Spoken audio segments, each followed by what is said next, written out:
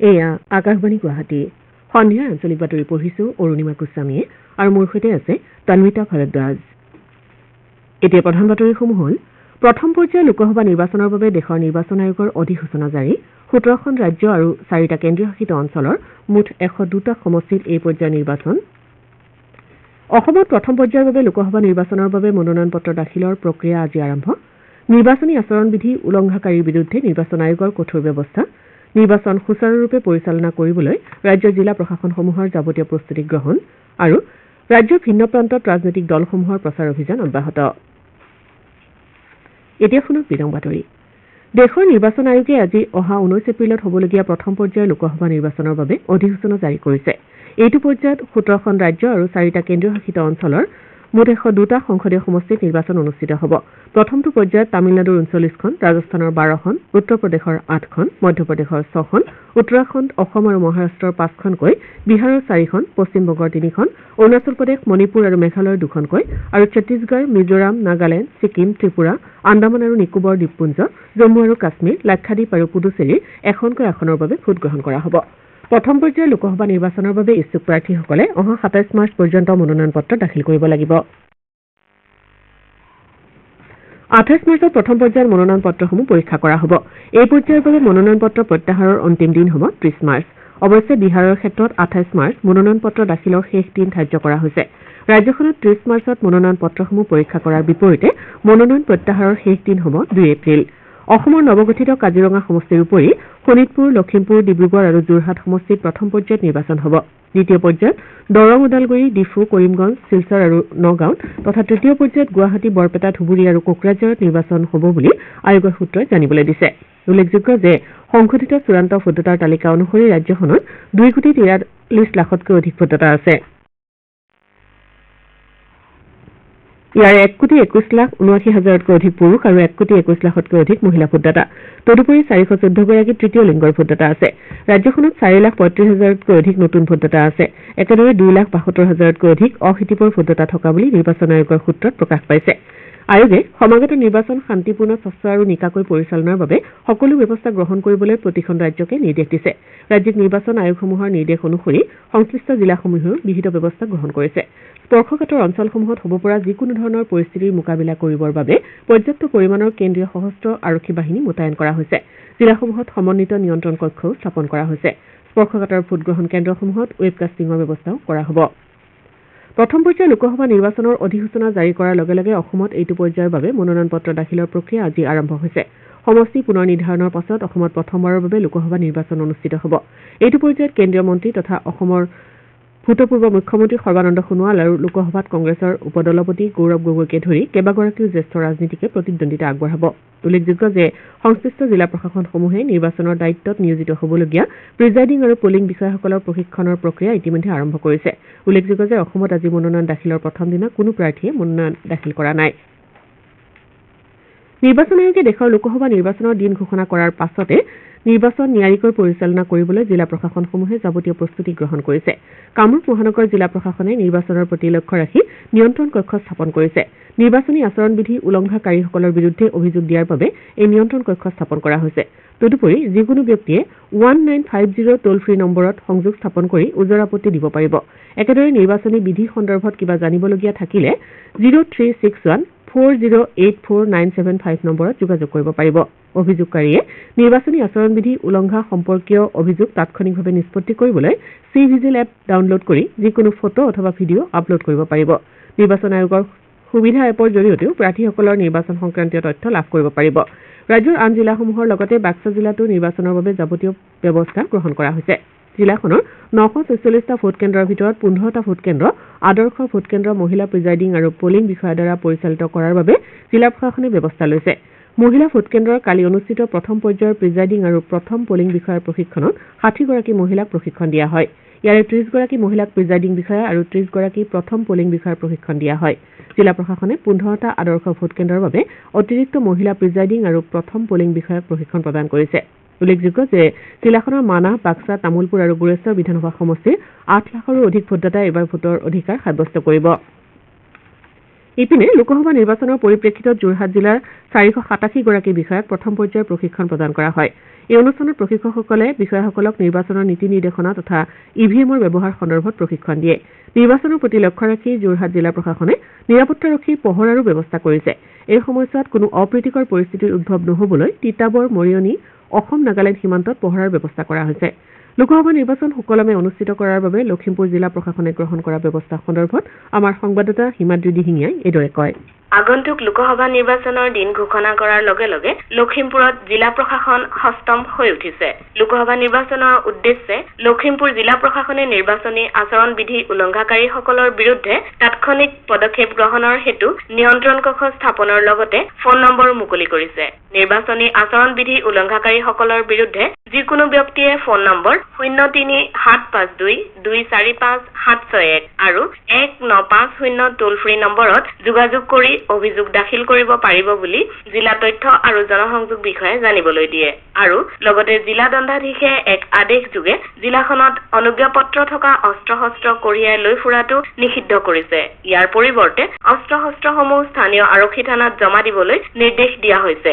ইয়াৰ অন্যথা ভাৰতীয় দণ্ডবিধিৰ নিৰ্দিষ্ট ধাৰামতে দণ্ডনীয় হ'ব বুলিও কোৱা হৈছে। নিৰ্বাচনৰ দিন ঘোষণাৰ পাছতে ৰাজ্যৰ অন্য জিলাৰ লগতে নগাঁৱতো নিৰ্বাচনী আচৰণ বিধি বলবৎ হৈছে।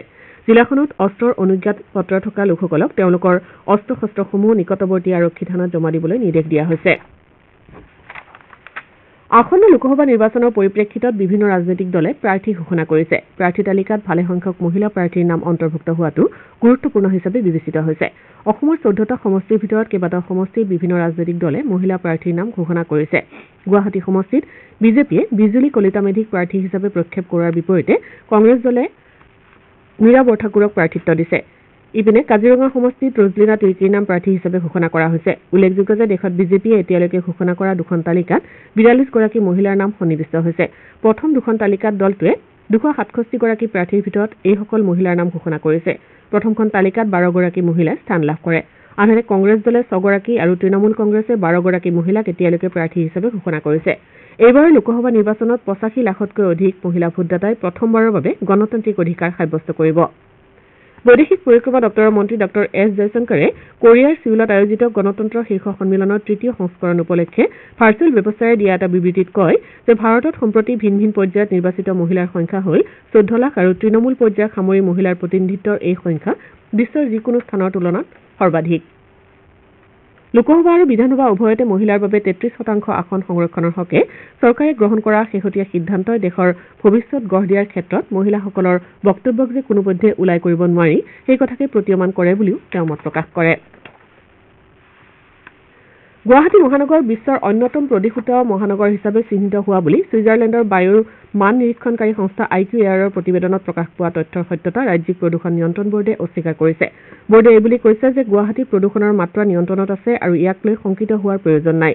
প্ৰদূষণ নিয়ন্ত্ৰণ বোৰ্ডে মহানগৰীখনৰ বিভিন্ন স্থানত বায়ুৰ গুণাগুণ পৰীক্ষা কৰি আছে বুলিও বোৰ্ডে লগতে প্ৰকাশ কৰে। বোৰ্ডৰ মুখ্য কাৰ্যালয় বামুণী মৈদাম, কটন বিশ্ববিদ্যালয়, গুৱাহাটী বিমানবন্দৰ আৰু IIT গুৱাহাটী এই 4টা স্থানৰ পৰা সংগ্ৰহ কৰা তথ্য কেন্দ্ৰীয় প্ৰদূষণ নিয়ন্ত্ৰণ বোৰ্ডত দাখিল কৰা হয়। ৰাজ্যিক প্ৰদূষণ নিয়ন্ত্ৰণ বোৰ্ডে প্ৰকাশ কৰা অনুসৰি কেন্দ্ৰীয় বোৰ্ডক IQAIৰ প্ৰতিবেদনত প্ৰকাশিত বিভ্ৰান্তিকৰ তথ্য সম্পৰ্কেও অৱগত কৰা হৈছে। বোৰ্ডে লগতে গুৱাহাটীৰ জনসাধাৰণক এনেধৰণৰ ভিত্তিহীন প্ৰতিবেদনত বিশ্বাস নকৰি নিজৰ স্বাভাৱিক জীৱন যাত্ৰা কোনো শংকা অবিহনে অব্যাহত ৰাখিবলৈ আহ্বান জনায়। শ্ৰোতাসকলে সন্ধিয়াৰ আঞ্চলিক বাতৰি শুনিছে আকাশবাণী গুৱাহাটী কেন্দ্ৰৰ পৰা। পৰৱৰ্তী বাতৰি শুনক তন্বিতা ভৰদ্বাজৰ পৰা। আম আদমী পাৰ্টীৰ অসম ৰাজ্যিক সভাপতি ডাঃ ভৱেন চৌধুৰীয়ে ৰাজ্যখনত বিৰোধী মিত্ৰতা সন্দৰ্ভত কংগ্ৰেছ আৰু অসম জাতীয় পৰিষদক সমালোচনা কৰি দল দুটাৰ প্ৰাৰ্থীক বিৰোধী ঐক্য মঞ্চৰ প্ৰাৰ্থী হিচাপে প্ৰক্ষেপ নকৰিবলৈ অসম কংগ্ৰেছক আহ্বান জনাইছে। অসম প্ৰদেশ কংগ্ৰেছ সমিতিৰ সভাপতি ভূপেন বৰাক ৰাজ্যখনত বিৰোধী পক্ষৰ মিত্ৰতা সন্দৰ্ভত স্থিতি স্পষ্ট কৰিবলৈ আহ্বান জনায়। বিৰোধী ঐক্যৰ স্বাৰ্থত আপে গুৱাহাটী সমষ্টিৰ প্ৰাৰ্থিত্ব প্ৰত্যাহাৰ কৰাৰ পাছতো কংগ্ৰেছ দলে এই ক্ষেত্ৰত ইতিবাচক ভূমিকা গ্ৰহণ নকৰা বুলি তেওঁ নেতাগৰাকীক সমালোচনা কৰে। তেওঁ লগতে 24 ঘণ্টাৰ ভিতৰত বিৰোধী ঐক্য মঞ্চৰ 16টা দলৰ স্বাক্ষৰৰ সৈতে লোকসভাৰ প্ৰাৰ্থীৰ আনুষ্ঠানিক ঘোষণা পত্ৰ প্ৰকাশ কৰিবলৈ আহ্বান জনায় আনহাতে প্ৰাৰ্থীটো ঘোষণাৰ পাছতে কেন্দ্ৰীয় মন্ত্ৰী তথা ডিব্ৰুগড় লোকসভা সমষ্টিৰ এনডিএৰ প্ৰাৰ্থী সৰ্বানন্দ সোণোৱালে নিৰ্বাচনী প্ৰচাৰ অভিযান অব্যাহত ৰাখিছে তেওঁ আজি ডিব্ৰুগড় লোকসভা সমষ্টিৰ অন্তৰ্গত তিনিচুকীয়া আৰু মাকুম বিধানসভা সমষ্টিৰ তিনিখনকৈ দলীয় সভাত মিলিত হয় তেওঁ তিনিচুকীয়া জিলাত বিজেপিৰ বিভিন্ন মৰ্চাৰ সৈতে মত বিনিময় কৰাৰ লগতে ডিব্ৰুগড় লোকসভা সমষ্টিৰ তিনিচুকীয়া জিলাত বিজেপিৰ ব্যৱস্থাপনা বিভাগৰ সৈতে আলোচনাত মিলিত হয় নতুনকৈ গঠিত মাকুম বিধানসভা সমষ্টিত বিজেপিৰ কাৰ্যকৰ্তাসকলৰ সৈতেও তেওঁ বৈঠকত অংশগ্ৰহণ কৰে এই অনুষ্ঠানত কেইবাগৰাকীও নেতাই বিজেপিত যোগদান কৰে এই সন্দৰ্ভত তিনিচুকীয়াৰ আমাৰ সংবাদদাতা মনোৰঞ্জন মৰাণে এইদৰে কয়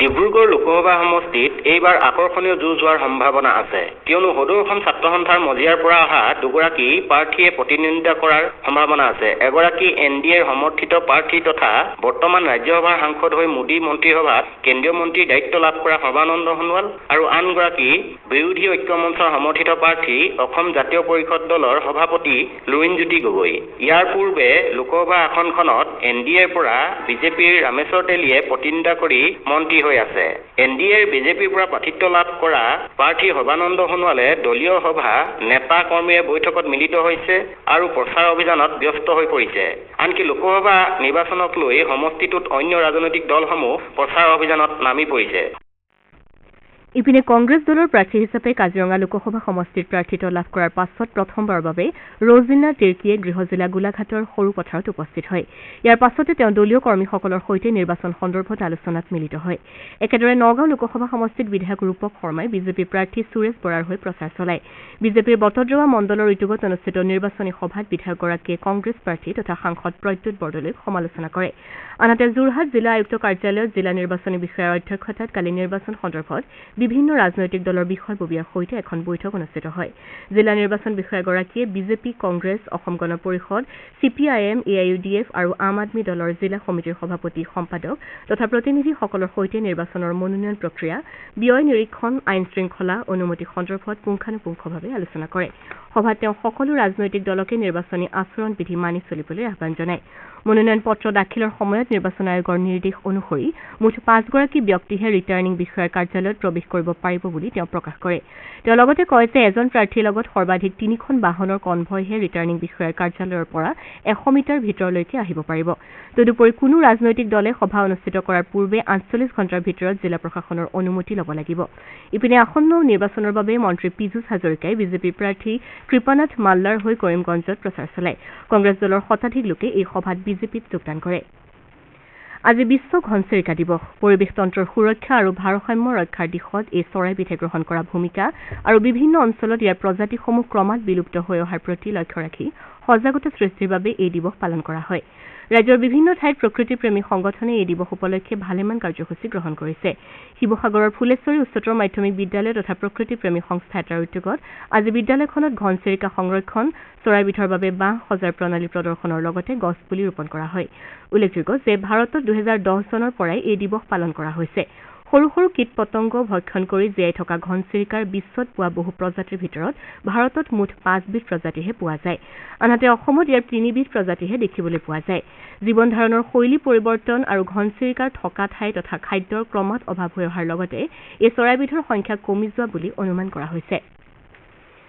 বিশ্ব সাধুকথা দিৱস উপলক্ষে আজি বৰপেটাত কাৰ্যসূচী গ্ৰহণ কৰা হয় সাধুকথাক জনপ্ৰিয় কৰা তথা সাধুৱে দিয়া নীতি শিক্ষাৰে শিশুসকলক জীৱনৰ বাটত আগুৱাই নিয়াৰ লক্ষ্যৰে প্ৰতি বছৰে 20 মাৰ্চৰ দিনটো বিশ্ব সাধুকথা দিৱস হিচাপে পালন কৰা হয় এই উপলক্ষে আজি বৰপেটা প্ৰেছ ক্লাবত প্ৰাক প্ৰাথমিকৰ পৰা অষ্টম শ্ৰেণীৰ ছাত্ৰ ছাত্ৰীৰ মাজত সাধু কোৱা প্ৰতিযোগিতাৰ আয়োজন কৰা হয় জিলা ভিত্তিত আয়োজিত এই প্ৰতিযোগিতাত ভালে সংখ্যক ছাত্ৰ ছাত্ৰীয়ে অংশগ্ৰহণ কৰে নগাঁৱত শিশু আলোচনী মৌচাক অকণিৰ সাহিত্য সভা আৰু এটা শিশু সংস্থাৰ উদ্যোগত ভাস্কৰ মজলীয়া বিদ্যালয়ত বিশ্ব সাধুকথা দিৱস উদযাপন কৰা হয় এই অনুষ্ঠানত অৰ্ধশতাধিক শিশুৱে অংশগ্ৰহণ কৰে বিগত কিছুদিন ধৰি ধূলি ধূসৰিত চৌপাশে ৰাজ্যৰ জনসাধাৰণক জীৱন যাত্ৰা ব্যতিব্যস্ত কৰাৰ পাছত আজি পুৱাৰে পৰা গুৱাহাটীকে ধৰি ৰাজ্যৰ বিভিন্ন প্ৰান্তত নেৰানেপেৰাকৈ অহা কিনকিনীয়া বৰষুণে ৰাইজক কিছু সকাহ দিয়া পৰিলক্ষিত হৈছে বৰষুণৰ ফলত কোনো কোনো ঠাইত তাপমাত্ৰা কিছু হ্ৰাস পাইছে গুৱাহাটী মহানগৰীত আজি ন্যূনতম তাপমাত্ৰা 17 ডিগ্ৰী চেলছিয়াছ আৰু সৰ্বোচ্চ তাপমাত্ৰা 26 ডিগ্ৰী চেলছিয়াছ বুলি বতৰ বিজ্ঞান কেন্দ্ৰই প্ৰকাশ কৰিছে বাতৰি শেষ কৰাৰ পূৰ্বে প্ৰধান বাতৰিকেইটা পুনৰ এবাৰ পঢ়ি দিছো। প্ৰথম পৰ্যায়ৰ লোকসভা নিৰ্বাচনৰ বাবে দেশৰ নিৰ্বাচন আয়োগৰ অধিসূচনা জাৰি 17খন ৰাজ্য আৰু 4টা কেন্দ্ৰশাসিত অঞ্চলৰ মুঠ 102টা সমষ্টিত এই পৰ্যায়ৰ নিৰ্বাচন। অসমত প্ৰথম পৰ্যায়ৰ বাবে লোকসভা নিৰ্বাচনৰ বাবে মনোনয়ন পত্ৰ দাখিলৰ প্ৰক্ৰিয়া আজি আৰম্ভ। নিৰ্বাচনী আচৰণ বিধি উলংঘাকাৰীৰ বিৰুদ্ধে নিৰ্বাচন আয়োগৰ কঠোৰ ব্যৱস্থা, নিৰ্বাচন সুচাৰুৰূপে পৰিচালনা কৰিবলৈ ৰাজ্যৰ বিভিন্ন জিলা প্ৰশাসনৰ যাৱতীয় প্ৰস্তুতি গ্ৰহণ আৰু ৰাজ্যৰ ভিন্ন প্ৰান্তত ৰাজনৈতিক দলসমূহৰ প্ৰচাৰ অভিযান অব্যাহত। আমাৰ বাতৰি ইমানতে শেষ হ'ল।